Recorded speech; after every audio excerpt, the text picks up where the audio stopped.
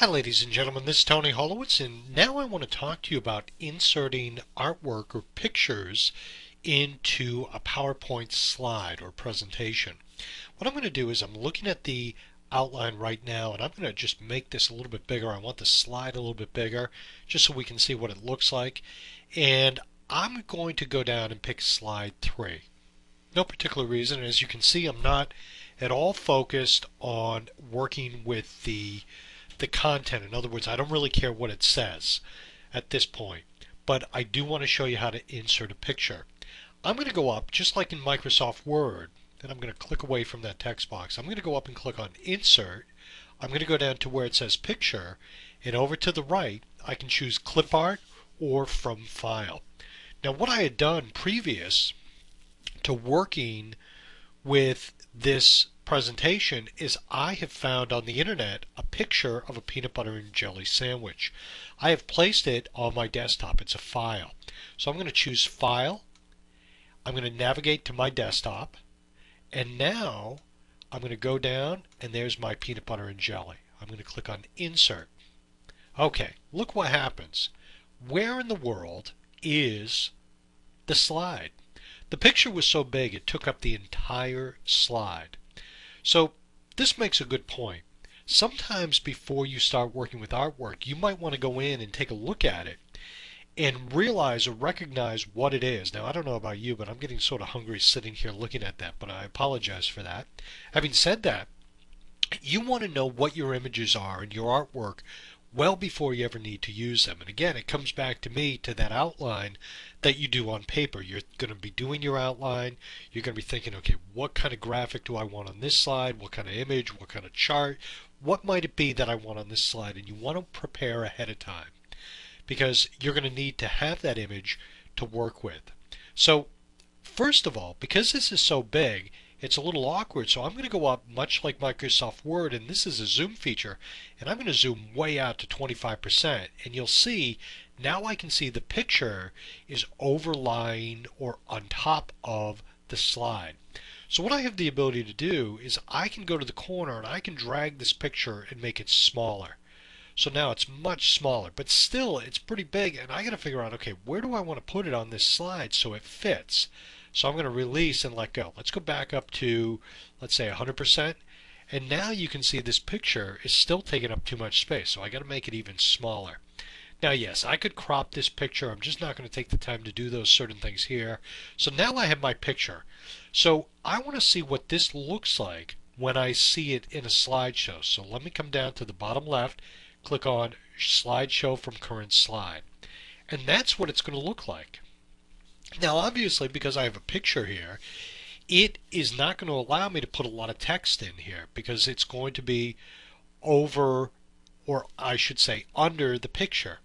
So see, part of my dilemma in working with PowerPoint is I might be able to make this picture of the peanut butter and jelly smaller, but the person way in the back of the room might not even know what it is. So this is part of the dilemma when working with a presentation. Is it someone who's going to be sitting in the front row you're doing it for, or someone in the back row, or a combination of both?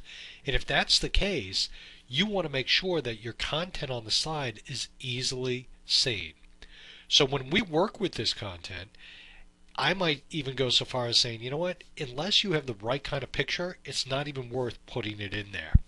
I'm going to hit Escape to get away from this, and I want to drag this picture up, and I'm going to put it on top of the text. I'm going to right click on the picture, and I'm going to go down to where it says grouping. I'm sorry, I misspoke. Order, and I'm going to go and choose the Send to Back. So now what it does is it takes this picture and it puts it behind the text.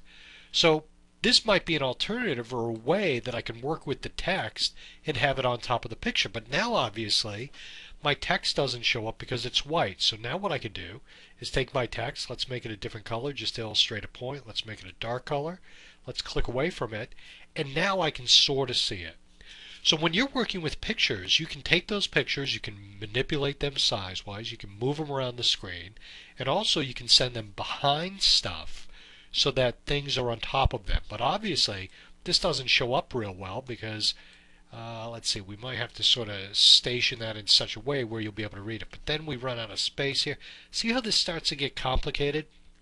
Now, this simple presentation about peanut butter and jellies in the sandwich might now create a dilemma where all of a sudden it's taking you forever to get this presentation done. So that goes back to my point that I made previously.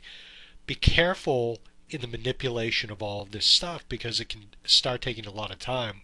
If you don't have that time, that's going to run into a problem. And I also want to tell you about what I refer to as the one-third, one-third, one-third rule. If you do a presentation and you show it to three people and you say, hey, how do you like that picture?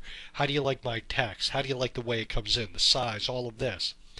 My experience has been, regardless of what you do, if you show it to three people, one person's going to love it, one person's going to hate it, and one person is indifferent.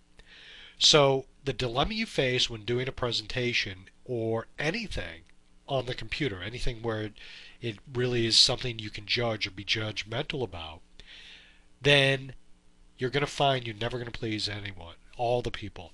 You're going to have maybe 2 out of 3 on your side. So keep that in mind because you can try and do it just a certain way, but you can waste a lot of time. Or maybe you just say, you know what, I'm going to make this so that person way back in the back is not going to be able to see it, but you know what, that person right in the front row, grab the wrong one, I'm going to click undo.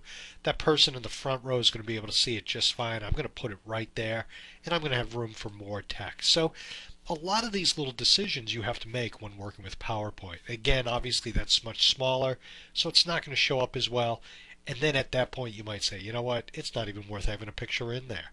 Or you might have a slide, a unique slide all its own with just the peanut butter and jelly that you can flip to real quick and then go right away from. In other words, a slide with just simply the sandwich, and that's it. So see how the presentation part of this starts to come into play, the thinking, the imagination, how do you want it to work, how do you want it to flow? These are all the things you got to think about when working with PowerPoint. What is going to make your presentation more compelling? A picture on its own slide, or no picture at all? Hey, this is Tony Holowitz. I hope you picked up some ideas from this tutorial, and I want you to have a great day. Thank you.